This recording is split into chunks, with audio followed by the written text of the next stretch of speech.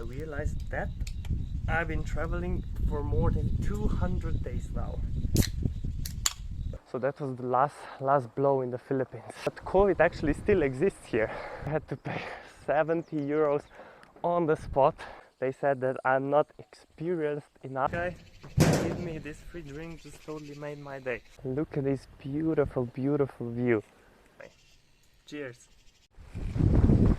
Hello. Welcome in the beautiful, beautiful mountain province of Sapa in the northern Vietnam.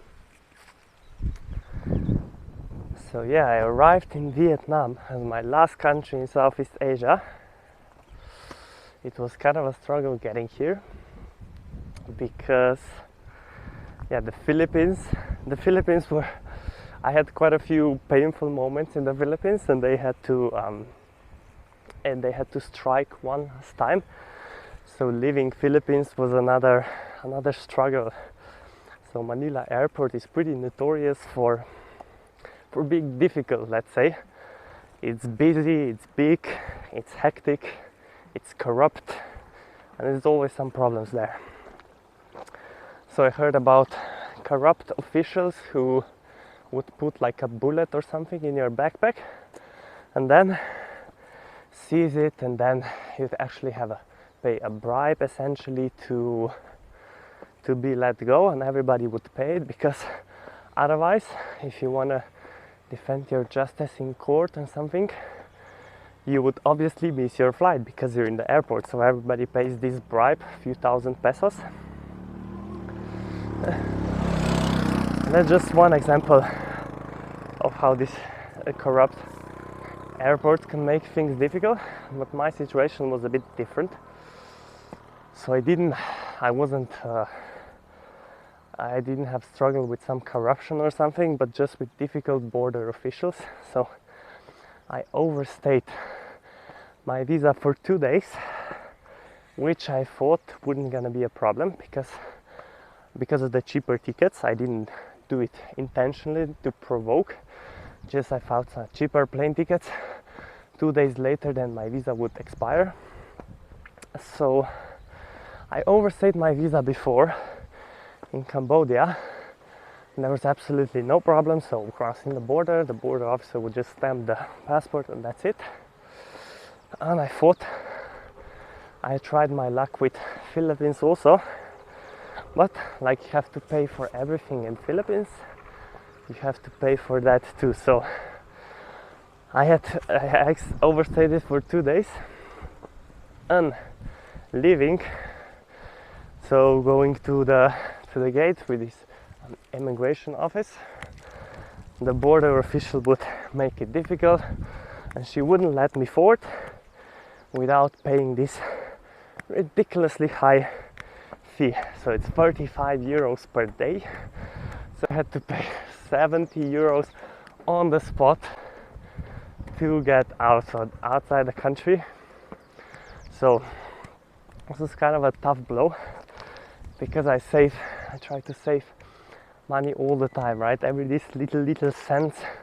I don't pay for like coffees when I want to, or ice creams or drinks or stuff like that. So I stay in the cheap, not too comfortable accommodations. I hitchhike a lot, I walk a lot. So just yesterday I arrived here at 5 in the morning, overnight bus, and my accommodation was 10 kilometers away, and I decided I want to walk rather than pay 4 euros for transportation. So that's how I save money. So all these little cents and euros that I save along the way, cook for myself, it kind of hurts a lot when you have to pay 70 euros for something so stupid on the spot for nothing. So that was a bad blow. But okay, that's what I did, because obviously otherwise I would miss my flight, which was gonna be double cost. Oh yeah. So that was the last blow in the Philippines. Then I arrived here in the Vietnam, which was at the time that the pollution here is supposed to be the highest of any time, because it's before the rainy season, and all of this pollution from all around, all over this dry season just packs in the air. So people wear masks all the time. I've still been a bit sick for the past week. I've spoken to some people, they told me this is this new COVID thing. So maybe that. It's just sore throat and stuffed nose, nothing too serious. Maybe also accompanied by this pollution. But COVID actually still exists here.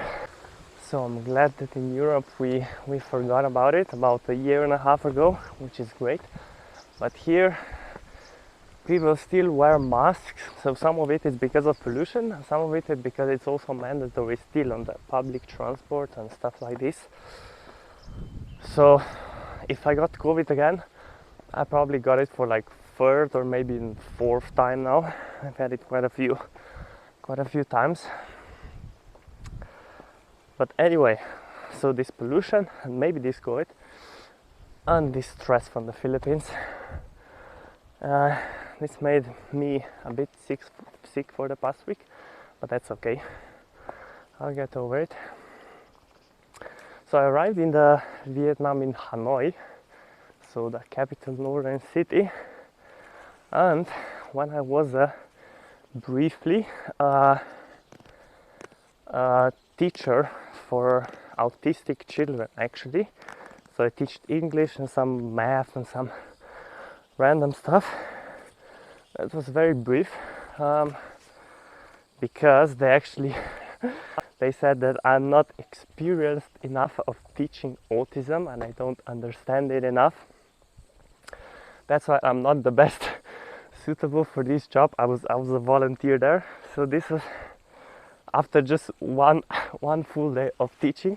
They decided to let me go, which is kind of disappointing, I would say. So I've done many volunteering jobs. So this is the first time somebody said you're not suitable to do something or anything. But that's okay. I think it's a bit weird because nobody there spoke English, so nobody told me anything that I should do something differently, that I'm doing something wrong or how to improve something. So they just kind of observed me, I suppose, and then they just said that you're not experienced enough. So anyway, I was supposed to do this for like 2 weeks, but I didn't. That's okay. So maybe that's a good thing, because otherwise I wouldn't be here. Look at this beautiful view, full of rice terraces, just like in Philippines, big ones. There's also a river there, which I don't think I've ever seen before. The river in the mountains. Very nice place. It's quite touristic. I'm definitely not the only white person here, but for a good reason. It's beautiful. I was a mentor for autistic kids before, briefly on a summer camp last summer, but I didn't like it at all because it was just so difficult, very difficult to manage, because these kids were just so out of control and they didn't really speak, so they would just express their feeling by acting, and they would just scream and shout and be violent all the time. Very difficult.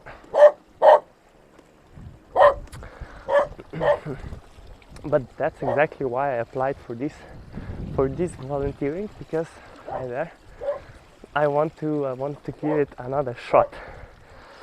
But it didn't work out well this time. So maybe I'm just not meant for that, which is okay. Not everybody is good for everything. But that time, the first time, I finished it, of course. But this time I would finish it also, even though it was difficult. But they kind of kicked me out, which is a loss for them more than it is for me, I think. But these kids were much more easier to manage actually, because of these Asian upbringings. What's the name? education, teaching. So what parents teach you, whatever is the English term. So in Slovenia, and in general in Europe, we're a bit more relaxed. So these kids would be totally out of control. But here it's a bit more strict, much more strict parenting. So these kids would actually do something if you tell them to do or show them to do. Even if they didn't want to, they would gonna be okay, have to do this, and then I'll go play or something. Compared to in Slovenia, these kids, you would tell them to do something, and they would just like refuse to do and run away and scream and shout and kick. And so it's quite a big difference of parenting here. Beautiful area. I'm walking on this another mountain that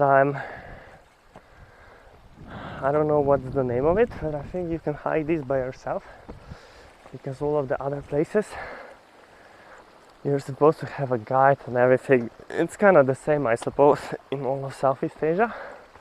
But in the next days I plan to go on a hike to the tallest peak in Indochina. So all around here, this big peninsula, the tallest peak is here in Vietnam, which I'm not sure what it's called, but it's 3,150 meters or something tall, which when I complete will be my second tallest peak. I'm supposed to pay for a guide, which is not cheap at all, but I'll try to sneak in by my own, and hopefully it works, because I heard it's not difficult, it's not challenging, it's not too long.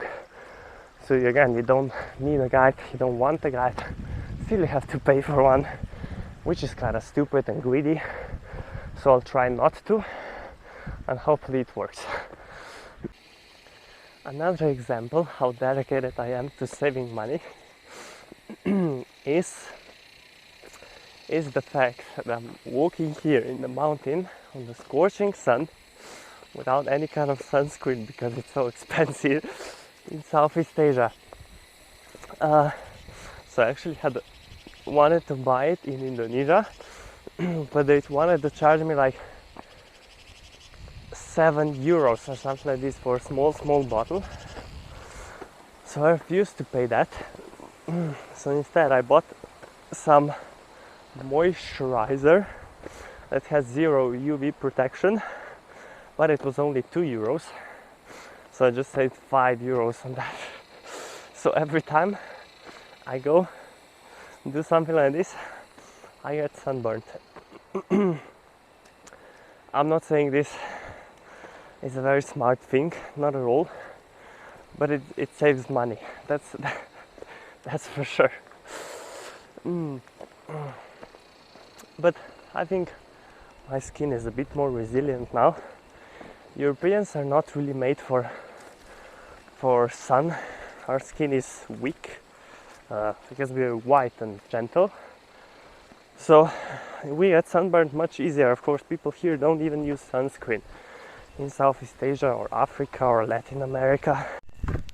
So just training my skin to be a bit more resilient towards the sun, I think that's a good thing.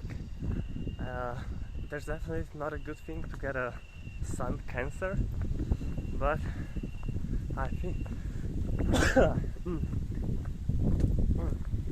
I think for that, yeah, it's true.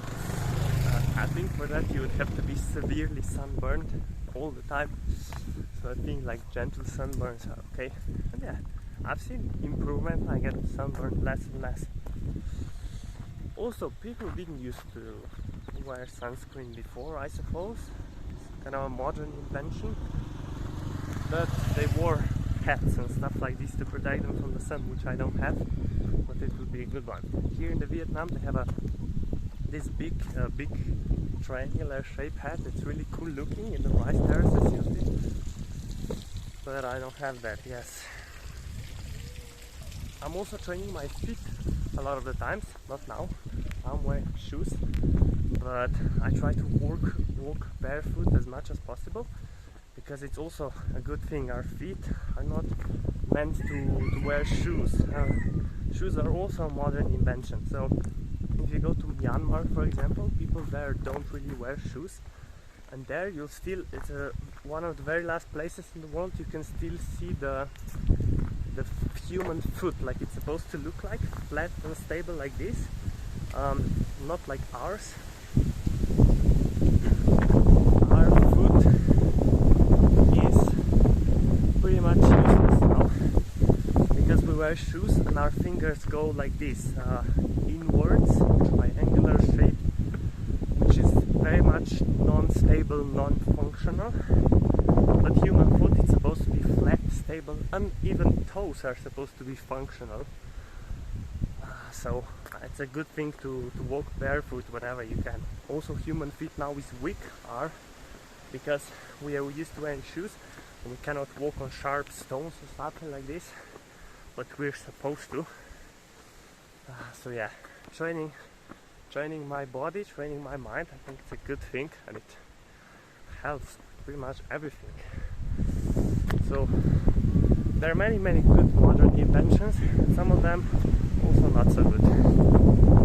That's it. So this man just gave me a drink for free because he's a nice guy, so that's why I included him in the vlog. What's your name? Gun. Gun? Nice to meet you, Gun. You're a very kind person.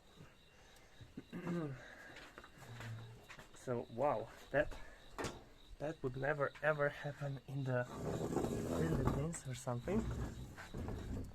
So I asked him if this is like a kind of a guest house, not really. So I asked him if they serve drinks here. He didn't really speak English, but he said, okay, we do serve. And then I asked how much for a Fanta or something. He said like 20,000. I say, okay, let's go. So then he said, okay, let's go 10,000. Okay, even better. And then he brought it.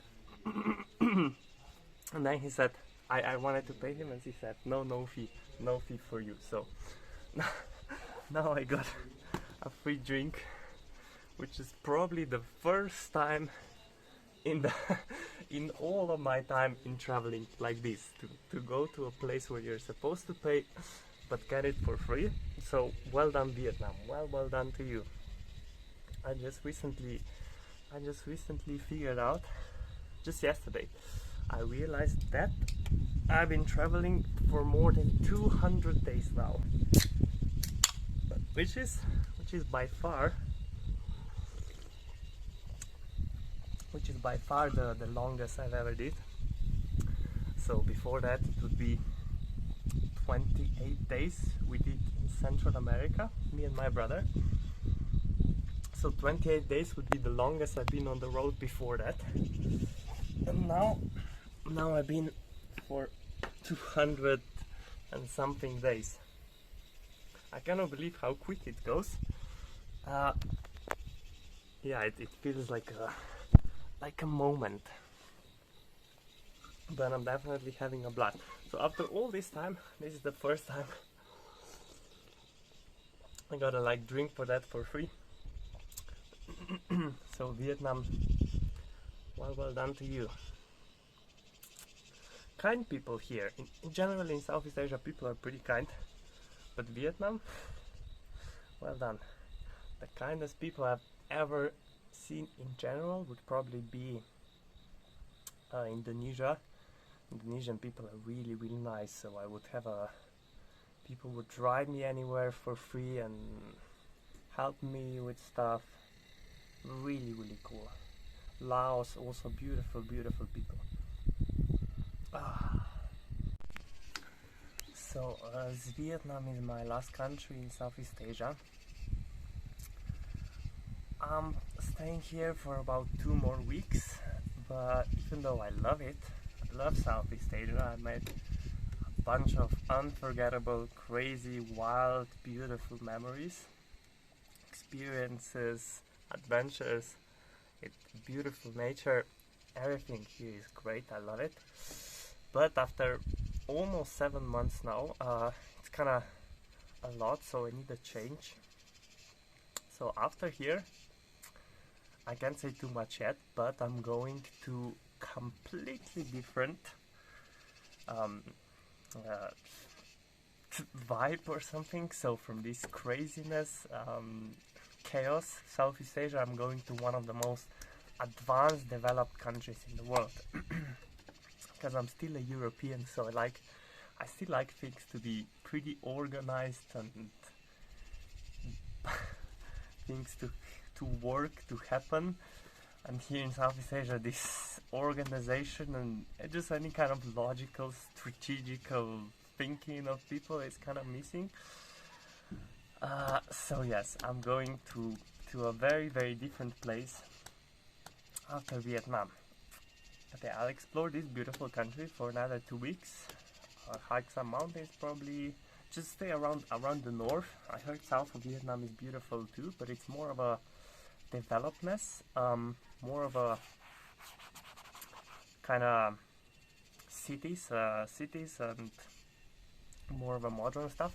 But here in northern part, it's more of a nature, mountains, lakes, the stuff that I like. So we'll just explore this northern part for another 2 weeks, and then it's gonna be a big change. But I do miss, after all this time, of course, I do miss my country sometimes, quite a lot actually, because we have I just love my country and my people, my language. I miss my language probably the most, because I'm from a country so small that even when I cross, like on Kuala Lumpur airport, which is one of the busiest probably anywhere in the world, and the border officials who probably stamp like 500 passports a day, and see my passport, and then like Slovenia, what the hell is that? I've never seen that before. I've been told that quite a few times. They watch my passport and is this a joke? Is this a fake? I've never heard of this place before. So yeah, I'm a country from that small, and all of this time of traveling, I've met 1,000 people probably, and I've never met a single Slovenian. So I haven't spoken my language face to face with anyone for 7 months. So if I miss probably something the most, would probably be my language, our beautiful language. We have a language that only 2 million people in the world speak. It's very, very complicated to learn. I don't think it's even realistically possible for a foreigner, and it's not even a very useful language, obviously, that only we speak, but it's beautiful. So yeah, I would love to meet some Slovenian so I can speak my language again. This is also the reason I do these videos in English, because yeah, most of the people who I know from Slovenia speak English, and 0% of people who I know outside Slovenia can speak Slovenian. So if I would do this in Slovenian, just nobody could get what I'm saying, and I can understand English. So whenever I'll watch these videos back, it's gonna be okay. So yeah, I definitely look forward to go eventually back to my country, but for now it's not. I cannot go even if I wanted to, just because I cannot even afford it. The prices in Europe now are just so crazy high, because people think full-time traveling is expensive, but actually with the prices now in Europe, I save money traveling here than living in Europe. Also these apartments, the rents are crazy, or actually to buy something, I know the new apartments go for like 300,000 euros for a small apartment, like 16 square meters, which is nothing, which is like a kitchen. Go for that kind of money, 250,000 plus, which I definitely cannot afford, and even the rents are like way too high. So living in Europe now, for me, it's not really realistic. I can't afford it. So I can full-time traveling here, it's kind of a cheaper option, which is great. Eventually I will plan to go back to Europe. I'm not sure if I'll live there, but yeah, I'll definitely go back at least to visit my family, but not yet because I am enjoying too much now. So I'll stay in Asia for quite some time more, and eventually I'll go back. Then I'll see what happens from there. Yeah, it's also it's sometimes it's a bit lonely and sad and difficult because you have to when you travel solo, you have to figure out everything by yourself, and every problem is your problem. Nobody cares if if you are hungry, if your clothes are clean, all that stuff. At home, I still live with my parents, and my mother would do all those things, right? I would just like put my clothes in the washing and they will be washed in a few days. But here you have to do everything by yourself, take care of yourself, which makes you much more self-sustainable, which is a good thing.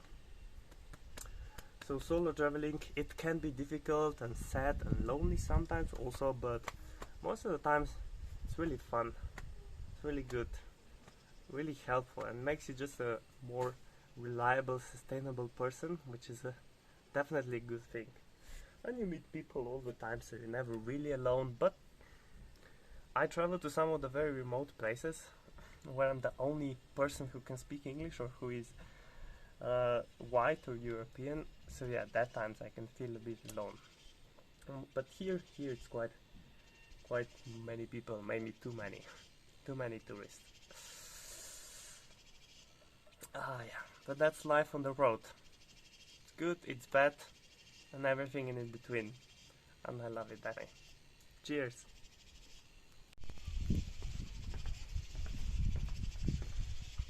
Thank you again for the drink. I'll remember you. You're a very good person. I wish you all the best, okay? Bye. So it's really those little things that truly matter. So this guy gave me this free drink, just totally made my day. I think everyone should be this kind people. Wouldn't that be cool? Imagine just everybody being kind to everyone. Wow, that would be a good world. I try to be kind to everyone, and I appreciate when people are kind to me, and most people are, which is good. Yeah, and not all payment has to be money. So this guy just realized my life won't get any better if I charge him 50 cents for this drink, so he just gave me for free. And it's all, yeah, not all payment have to be money. It can be just a smile and a good hug or something. Yeah, just kindness gets you a long way in life.